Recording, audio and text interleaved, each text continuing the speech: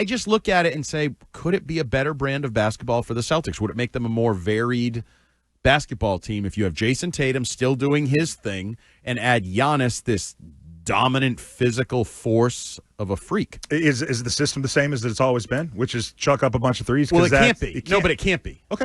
That feels like such an ingrained philosophical kind of DNA type of system. But what if it's 4 guys chucking up threes and 1 guy just driving as fast and as hard as he can to the hole?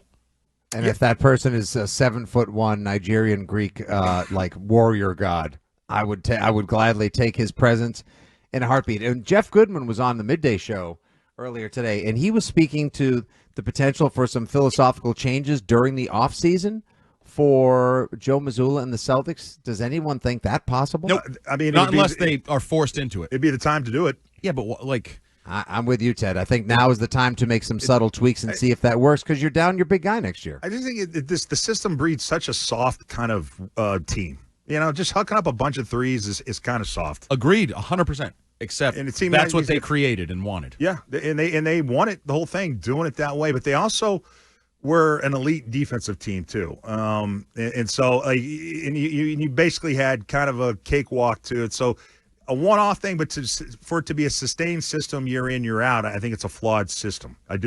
I do too, but I don't think they do, and that's the problem. I feel like I'm having the same argument here. Maybe. I want Devers to play first. I don't think Devers will play first. I want the Celtics to stop shooting as many threes and play a different style, but I don't see Brad Stevens and Joe Mazzulla sitting down and being like, our system's failed. We got to change it. But in both scenarios, that's the easiest thing to do to get better and to create change is for the person or franchise to change how they think. Yep. It's not how they play, or it's how they think they need to change. People are stubborn.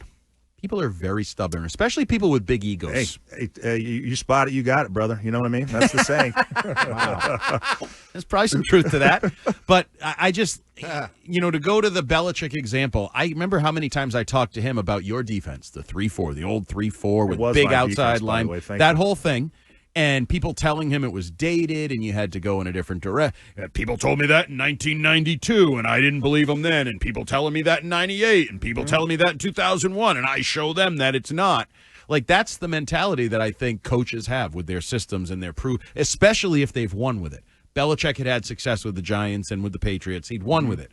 Joe Mazzulla has a ring, right? He has a banner. He can put his ring on and then point to the sky with that finger with a big ring on it to a banner that says his system works, correct? Like it was validated.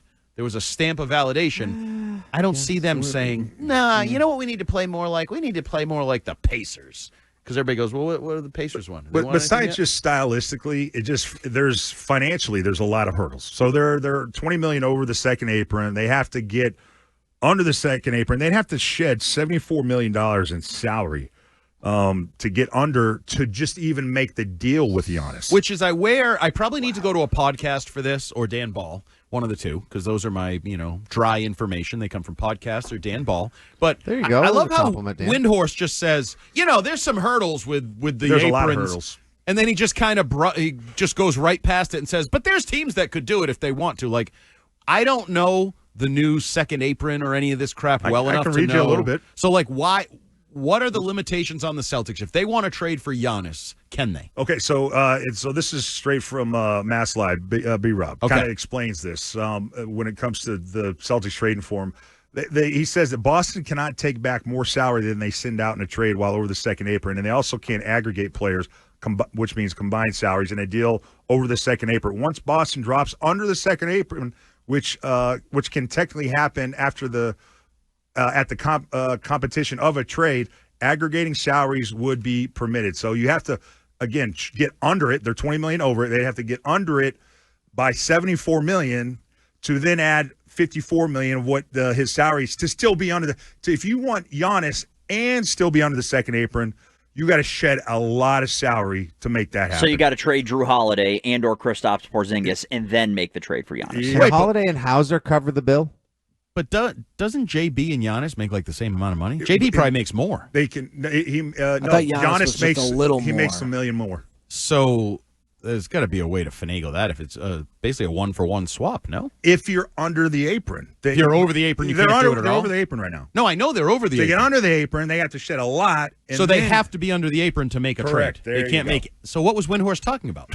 He's you know what? That's a good question. I don't know. He was just being like Well, he's just flashy. saying. No, he's saying he's just not giving you all the details of what would it take to make it happen. Nobody wants to hear that. They just want to hear. Do you want Giannis for Jaylen Brown? The devil's in the details. The devil is in the details, my man. Yeah. That is a tough, educated person right there. Right here. My man. Jumbo for life. World champion Division III lacrosse players. But do you guys think there's like an National, opportunity but okay. for Brad Stevens to kind of make a drastic change? Yeah.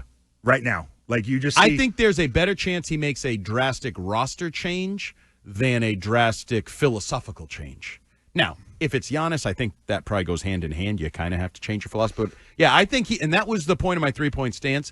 I think had you just lost normally or even gone around further and then lost, whatever, there would have been this weird keep it together, try one more time. Now I think the freedom is there. The one thing we might be overlooking though, you trade for Giannis this year. You basically have him 1 year without JT, so it's like it's kind of a wasted year. But he's a good enough player. You're going to be in the same position you are with JB. I feel you're going to be a playoff team with Giannis. If you have Giannis and a cast, You're not going to be a contender. No, either way, you're not going to be a contender this year. Giannis wants to go to a contender.